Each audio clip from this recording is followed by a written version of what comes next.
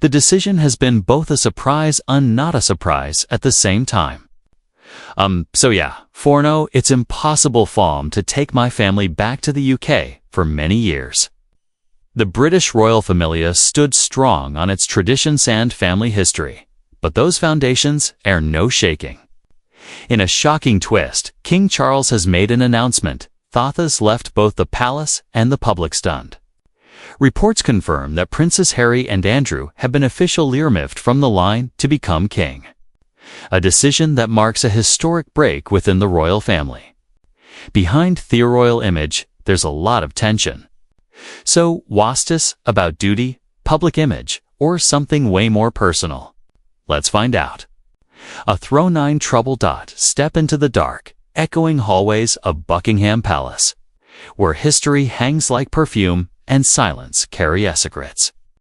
Behind the fancy doors and velvet curtains, an invisible storm is building, a fight between the weight of centuries-old duty and the constant pull of a changing world.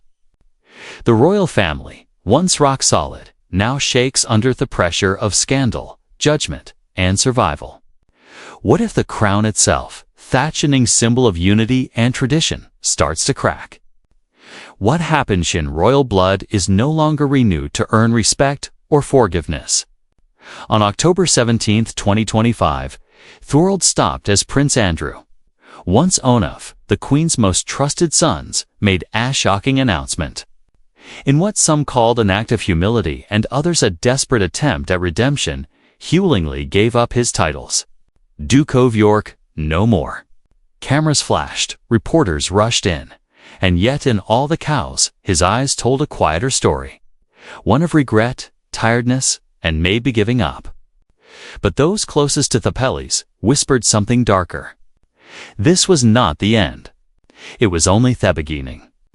Behind the scenes, insiders spoke of a royal shakeup unlike any in modern history. Buckingham Palace's official website, for a long time, a digital monument to royal greatness, went through a mysterious change overnight. Pages disappeared. Titles were quiet-liched and the fancy languaging toned down. Gone were the decorative odels. In their place, a plain, almost business-like tone showed up. To Semyon, not paying attention, it looked like a routine update.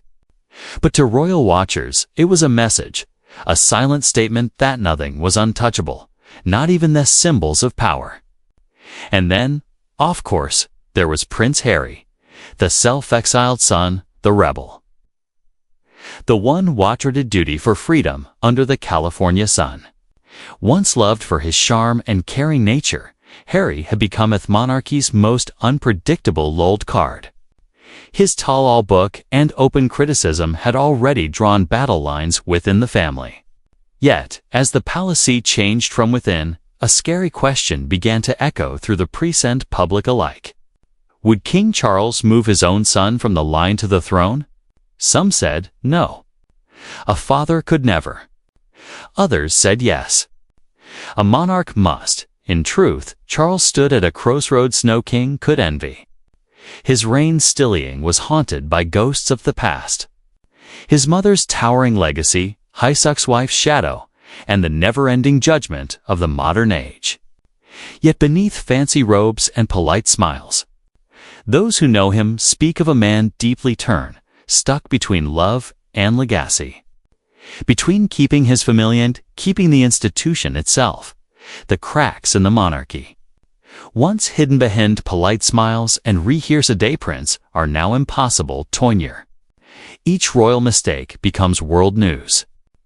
Each private fight becomes public drama. The world that once sells their pageantry now questions their purpose. The institution that once represented stability now fights to prevent matters in a digital age where transparency rules, and secrets no longer stay buried. Within palace walls, advisors whisper, workers walk carefully, and the once unchallenged sense of divine right feels fragile, human even. One can almost hear the fun ticking of an invisible clock counting down to an unavoidable change. And so, as the dust of October's revelation starts to settle, one thing becomes painfully clear. This is not just a family argument. It is a battle for the very soul of the British monarchy. Will the House of Windsor come out renewed, stripped of its excess and strengthened by truth? Or will it fall apart under the weight of its own contradictions, its fancy traditions clashing with an unrelenting doubtfulage? What happens next will decide more than who wears the crown. It will test whether the crown itself still matters. This is not just royal drama, it is a modern Shakespearean tragedy. One of ambition, betrayal, heartbreak, and the eternal struggle between imagined honesty. The stage is set, the actors are real, and the world is watching as Buckingham Palace stands on the edge of history once again. While King Charles's announcement still surprises many, what exactly caused Andrew's voluntary step down from royal duties? Was it pressure or personnel guilt? Let's find out. The surrender thought shook the palace. Imagine Prince Andrew, once the dashing action hero off Falklands War. The Queen's energetic son who flew helicopters through Enema fire. The golden boy of a past royal era. Now at 65, that same man stands in the twilight of his life. Not as a celebrated veteran or adored royal, Buddhas, a figure shadowed by scandal and regret. On that crisp morning of October 17, the palace gates seemed quieter than usual. Inside, a statement was released. Short, polite, and explosive, it landed like a grenade in the heart of royal tradition. The continued peculation and accusations are a distraction to the vital work of His Majesty and the royal family. Andrew said. The words sounded official, almost ceremonial. Yet beneath their polished surface was a tone of exhaustion and surrender. Surrender, in thought's single announcement.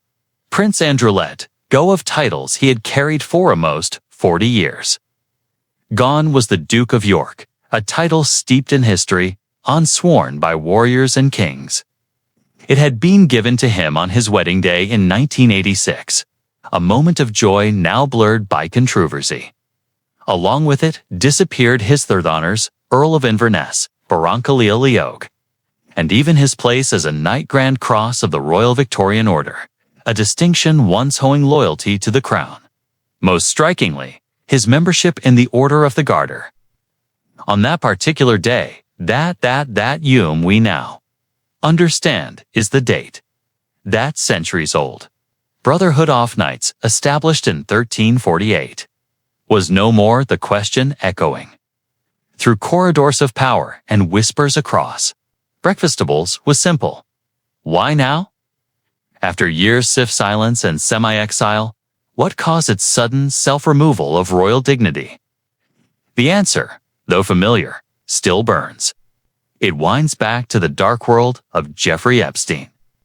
The mysterious man whose influence reached from Wall Street to Buckingham Palace. Andrew's friendship with Epstein, once bruised off as unfortunate but harmless, had become the very anchor pulling him down. There were photos of Flaughter and New York mansions, records of private jet flights, and glimpses of luxury trips that now felt more like crime scenes. When Virginia accused him of sexual abuse when she was just 17, the image of Air Miles Andy turned to toxic. He denied it with all the force of a man desperate to protect both name and nation. Yet the damage had been done. In 2022, the lawsuit was quietly settled out of court. No admission of guilt, but also no restoration of honor. The stain remained deep and public.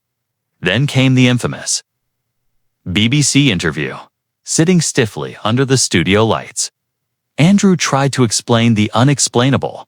His claim that he could not sweat and his suggestion that a photo might have been faked turned the serious Prince into an unwilling subject of worldwide ridicule.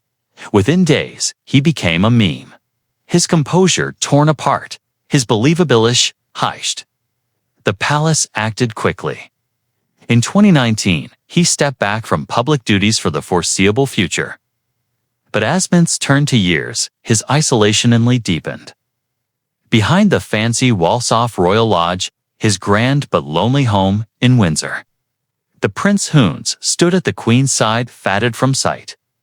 Now his October statement treads like the final chapter in a long, painful retreat. Publicly, Andrew framed it as an act of duty to allow His Majesty and the royal family to continue their service without distraction. Privately, many suspect a quiet but firm royal order. King Charles, determined to preserve the dignity of a modernized monarchy, likely saw no other choice. Today, Prince Andrew lives surrounded by the ghosts of privilege and memory. The medals remain polished. The portraits still hang, but the invitations have stopped coming. In History of the Modern British Monarchy, his tale has become both warning and tragedy. Even a prince can fall from grace. A once vibrant war hero has become a cautionary figure trapped between the echoes of past glory and the never-ending shadow of scandal. A man holds not just his titles, but his place in history's good books. How did Thurial Palace handle Prince Andrew's resignation? Did the palace approve of it? Let's look into the details of how Prince Andrew's name got changed on Thepalay's website, The Digital Dagger. Just 2 days later, on October 19th, the quiet storm around the royal family took an unexpected turn. Not through a speech or a ceremony, but through a single, almost invisible act in the digital world. Somewhere behind palace walls, a quiet click was made, and the ripples began to spread. The official Buckingham Palace website, that sleek and careful managed mirror of royal life, was updated without any public announcement. But those who follow royal affairs closely noticed something strange. Prince Andrew's profile, once proudly displaying the grand title, His Royal Highness, the Duke of York, had changed. In its place now stood only Prince Andrew. The Royal Highness, a symbol of birth, right, and status, had vanished. It looked at first glance like a minor change, a digital edit in a corner off the internet. But within hours, whispers started to grow louder. Reports began to spread that Andrew's name had also been removed from the official line to the throne. That sacred list, which lays out in exact order who will inherit throne. To royal watchers, it was like hearing that the family tree itself had been trimmed quietly, efficiently, and without warning. This was an Aspling error. It wasn't an accidental update. It felt deliberate. A message written in code, delivered not through royal announcements, but through lines of text and a screen. Scandal has no place in the bloodline.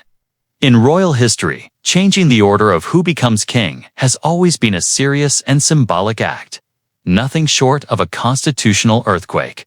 The last time Britain saw such an event was in 1936, when King Edward Viagavi, up the throne for love, abandoned his crown to Mary Valla Simpson. That decision reshaped the monarchy, placing his brother, King George VI, on the throne and setting the stage for Queen Elizabeth II's long reign. Go back even further, and you find the glorious revolution of 1688, when a king was Ram. Not for love, but for religion. Such moments are rare, and they always leave deep marks.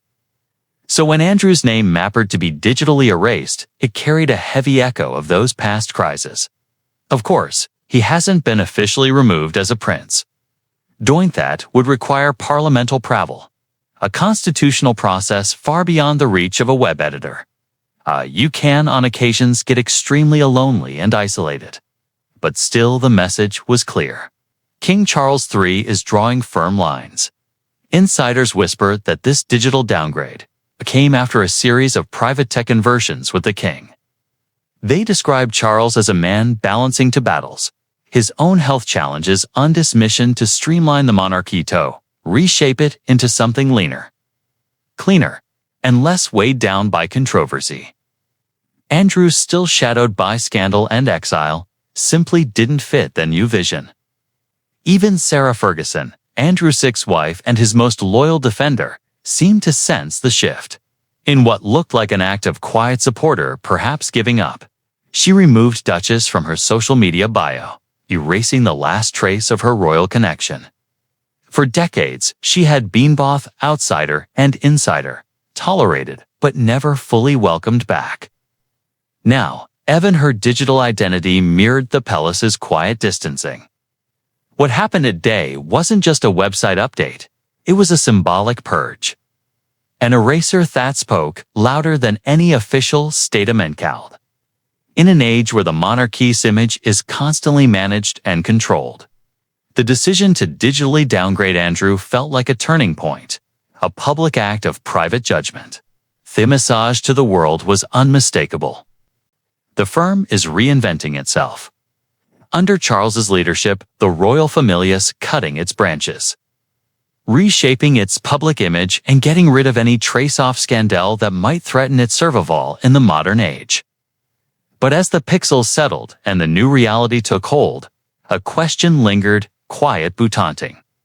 If Prince Andrew, once the Queen's favorite son, can be digitally reduced, erased from the virtual gallery of royal glory, then who might be next in this new modern monarchy where image is power and reputation as currency? Loyalty alone may no longer be now. The royal family is learning to adapt to an age of headlines, hashtags, and public judgment. And to survive, it must decide who belongs in its story, and woe must quietly fade into the background. Behind the golden gates and dancing traditions, a new kind of revolution is happening. One not fought with swords or speeches, but with keystrokes and silence.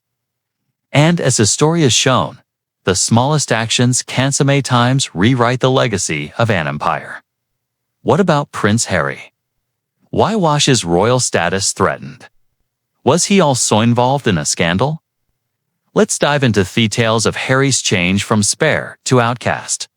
Harry's tightrope walk now shifts the view across the Atlantic, where Prince Harry, the once beloved spare, who became a global sensation, finds himself walking through a storm largely of his own making. Once fifth in line to the throne, safely placed behind his brother William and William's 3 children, Harry's place in the royal order once seemed untouchable. Recent palace moves suggest the ground beneath him may be shifting again. Not long after Prince Andrew starts on public statement, royal watchers noticed something subtle yet deeply symbolic on the royal family's official website. Every mention of His Royal Highness quietly disappeared from Harry's profile. What remains is a stripped-down title, simply Prince Harry. But in the complex language of monarchy, nothing happens by accident. The timing raised eyebrows. Was this King Charles's way of sending a warning? Or was it the quiet beginning of a full and formal removal from the royal fold? To understand this moment, one must return to the breaking point of 2020. Megxit. It was the year Harry and his wife, Meghan Markle, walked away from royal duties and moved to California, seeking what they called freedom and peace. The world watched in disbelief as the couple traded palace hallways for sunlit beaches and Hollywood proximity. Yet peace proved hard to find. What followed was a wave of controversies that shook the monarchy's carefully managed image. There was the explosive Oprah Winfrey interview, where the couple spoke of racism within palace walls and the emotional toll of royal life. Then came Spare, Harry's deeply personal book, a raw outpouring of long-held emotions. Resentment toward his brother, frustration at his father's coldness, and the shadow cast be his mother's tragic death. The Netflix documentary soon followed, peeling back yet another layer of the royal curtain, exposing cracks in the institution's polished image. Does he put the bloodline first or protect the crown's dignity?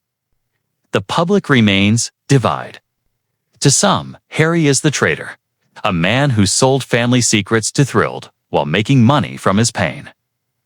To others, he's the whistleblower, the only one brave enough to speak the truth about an institution that values silence over honesty. Harry's life in America paints a picture of reinvention. Through the Invictus Games, he continues to support wounded veterans. And with Thirchwell Foundation, he and Meghan promote mental health and compassion. Yet, beneath the surface lies a lingering pain, a sense of being out of place and unfinished business. His legal battles over security arrangements when visiting the UK and reports of tense almost reunions with his family add fuel to the story of estrangement. Meanwhile, whispers from palace insider suggest that Prince William, the heir apparent, may take a firmer stance once Che becomes king. Rumors swirl that he plans to redefine the role of non-working royals, potentially taking away titles from those who no longer serve the monarchy's public mission. If true, that could spell the end of Harry's formal status as the Duke of Sussex. More painfully, it might also affect his children, Archie and Lilibet, whose right to use Prince and Princess Cold disappear as quickly as it appeared in the grand chess game of monarchy. Every move carries consequence. Harry, the boy who once walked behind his mother's coffin with silent grief carved across his face, now stands at crossroads.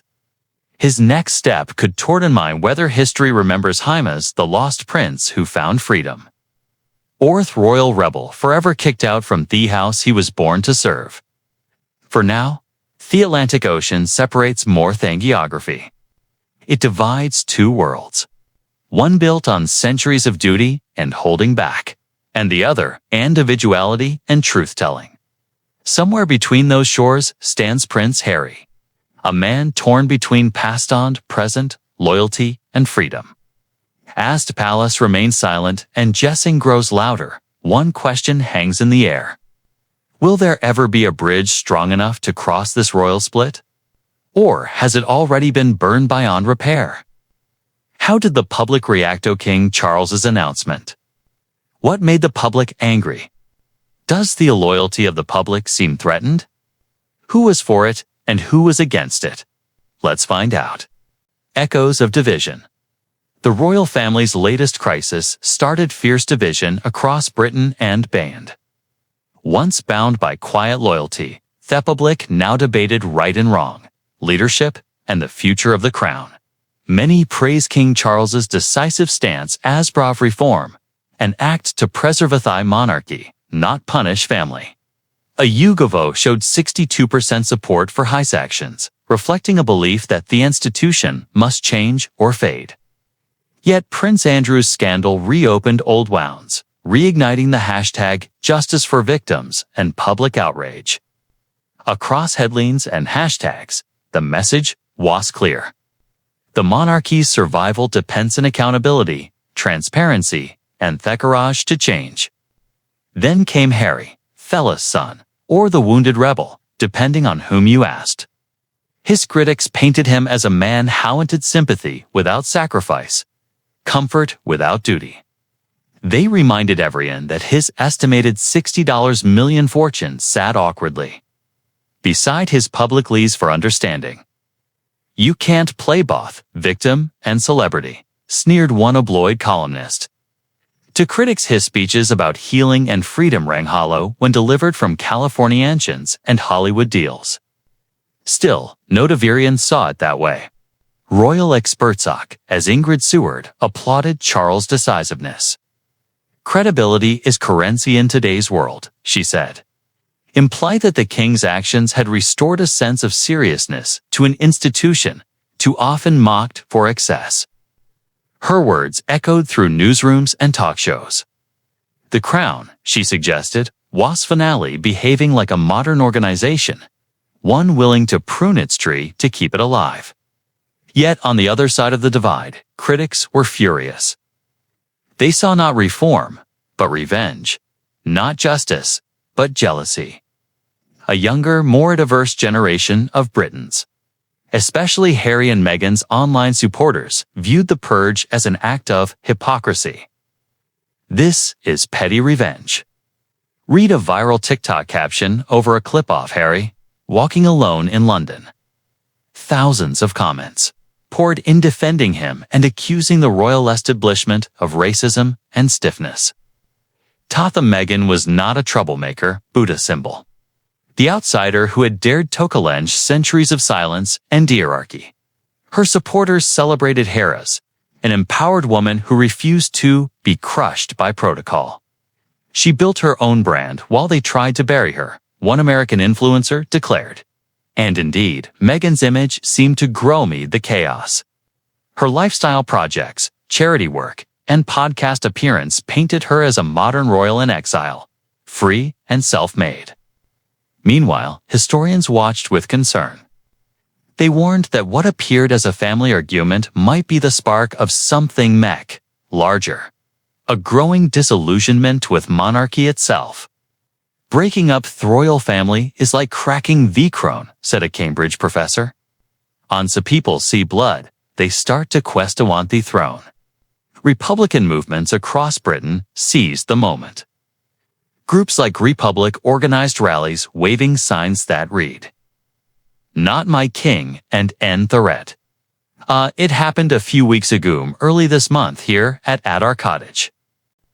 They argued that the royal family central conflicts only proved their irrelevance in a modern democracy. Even lifelong royalists began to wonder aloud. Was tradition worth this much pain? From London pubs to Lagos cafes, from Sydney news panels to Los Angeles lounges. The conversation echoed. Friends argued over dinner. Strangers fiend in comment sections. Unjournalists filled endless airtime with theories and outrage. The question was simple yet cutting. Is blood thicker than protocol? For some, loyalty to the crown meant discipline, accountability, and public dignity, no matter the cost. For others, loyalty to family meant forgiveness, compassion, and a recognition that behind the jewels were human hearts that bled and broke like any other. The divide wasn't just a booth royals anymore. It reflected something deeper, a mirror held up to society's changing values. People were no longer arguing about crowns and titles, but about privilege, fairness, and the human need for redemption. Could power exist without empathy? Could forgiveness coexist with justice? In living rooms and lecture halls, those questions lingered long after the news cycle moved on. Because this wasn't just a royal crisis. It was a reflection of a changing world, one where the lines between legacy and accountability, between blood and principle, had never been so painfully blurred. Since Harry and Andrew have lost their royal titles, some fans have kept wondering, have they lost all privileges? Are they both on the same level? Are they treated differently based on their actions? Let's look into the details of the double standards thought followed the prince's fall. The price of a title. Prince Andrew's recent decision to give up his royal title has sparked a fresh wave of comparisons to Prince Harry's earlier step back from royal duties. Yet one burning question remains. Will Andrew, like Harry, also lose the privilege of royal protection? According to royal expert Christopher Anderson, author of Brothers and Wives, Inside the Private Lives of William, Kate, Harry, and Meghan, the answer appears to be no. Speaking exclusively to US Weekly on Friday, October 17th, Anderson said, even though Andrew, 65, has now distanced himself from active royal duties, it appears that he will continue to receive royal protection. This revelation has stirred public debate, with many questioning the fairness and symbolism of the decision. Prince Andrew, once known as the Duke of York, officially stepped back from his royal title amid ongoing controversies. Linked to his connection with the late money man and convicted sex offender Jeffrey Epstein. The scandal has shadowed him for years, clouding his promising royal career and pushing him further into public dislike. He chose to surrender the title, though long demanded by critics. Marks one of the most dramatic moments in recent royal history, a symbolic fall from grace that still leaves many wondering how far accountability will actually go.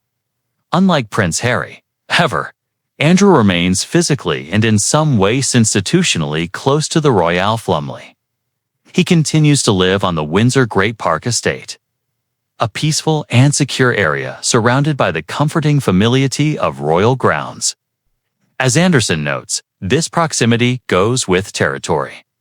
We keep up a firm pace back. There's so much to do.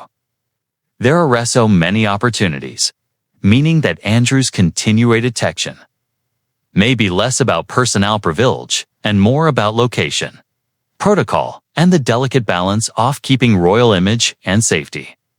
Prince Harry's story, by contrast, paints a completely different picture. After stepping away from his role as a senior working royal in 2020, Harry moved to California, where he now lives with his wife, Meghan Markle, and their 2 young children, Prince Archie, 6, and Princess Lilibet, 4.